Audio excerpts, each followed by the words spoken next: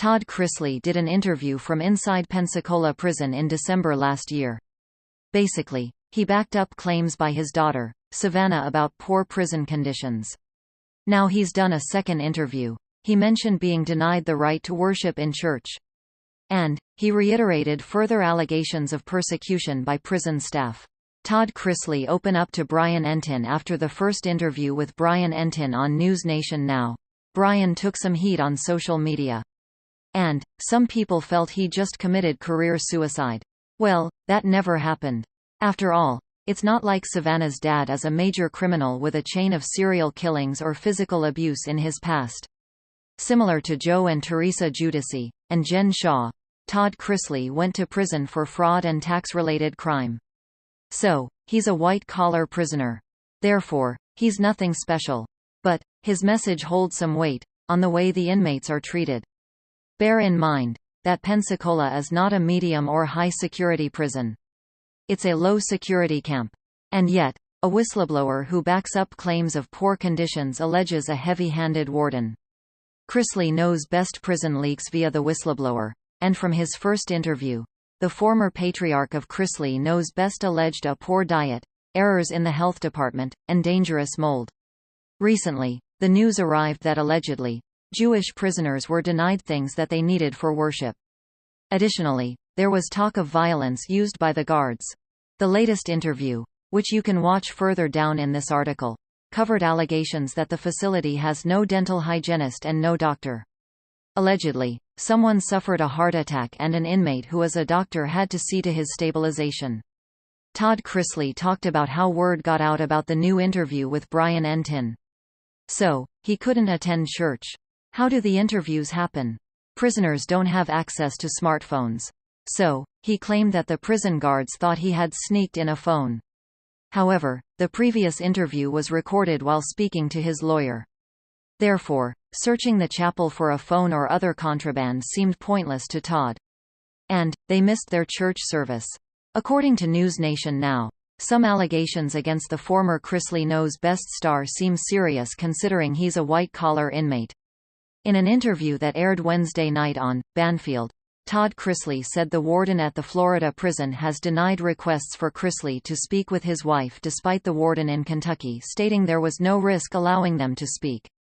He claimed other prisoners told him the warden told prison workers, "Unless you are afraid of doing your job, you call Chrisley in, you write him up, you sanction him." I want him sanctioned. Todd Chrisley has a chance of release. The former star has the grounds for his appeal, and it went incredibly far. Did you know that oral arguments are rarely granted? But his case will be heard on April 19. And not on a mere technicality, either. One thing that fans of the old show believe is that even if he gets to go home, Todd will keep on fighting for prison reform. What are your thoughts on the second interview that Todd Chrisley did with Brian Entin? Shout out in the comments below, and come back here for all your Chrisley Knows Best news. In the bustling heart of Atlanta, amidst the gleaming skyscrapers and vibrant city life, lies a peculiar tale of one man's journey through an unusual form of punishment. Todd Chrisley, known for his flamboyant personality and extravagant lifestyle portrayed on the reality TV show, Chrisley Knows Best, found himself embroiled in a controversy that led to an unexpected sentence: being banned from attending church services in his favorite facility.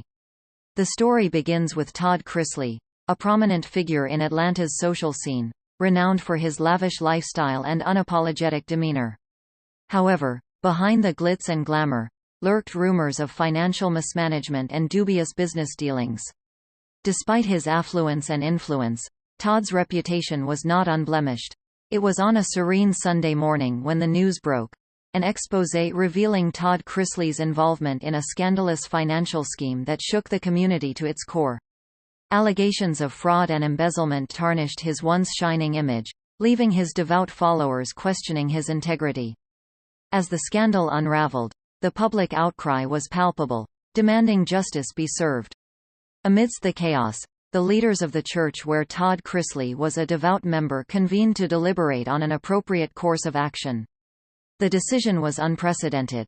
Todd Chrisley would be banned from attending church services in the facility where he had once sought solace and spiritual guidance.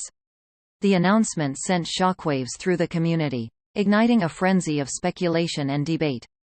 Some viewed the punishment as fitting, a form of accountability for his alleged transgressions.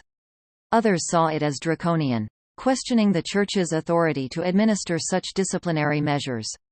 For Todd Chrisley, the banishment from his beloved church was a profound blow, shattering his sense of identity and belonging. Accustomed to the adulation of his congregation, he now found himself cast out, relegated to the sidelines of society.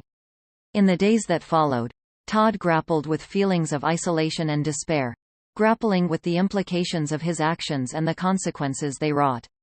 Stripped of his sanctuary, he wandered the streets of Atlanta, a solitary figure lost in a sea of anonymity. Yet, amidst the darkness, a glimmer of hope emerged, the realization that redemption was within reach.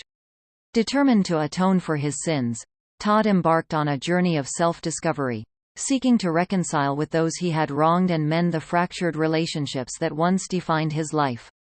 With each step forward, Todd found solace in the simple joys of human connection, the warmth of a stranger's smile, the kindness of a helping hand. Through acts of humility and contrition, he began to rebuild what was once lost, inch by painstaking inch. Months turned into years, and Todd's odyssey continued unabated. Though the scars of his past remained, they served as a reminder of the transformative power of redemption. And as he stood on the threshold of a new beginning, Todd Chrisley understood that true forgiveness could only come from within. In the end, the banishment from his cherished church proved to be a catalyst for Todd's redemption, a journey of self-discovery that transcended the confines of faith and belief. And though the road ahead was fraught with uncertainty, Todd faced it with a newfound sense of purpose and conviction, knowing that the path to salvation lay not in the halls of a church, but in the depths of his own soul.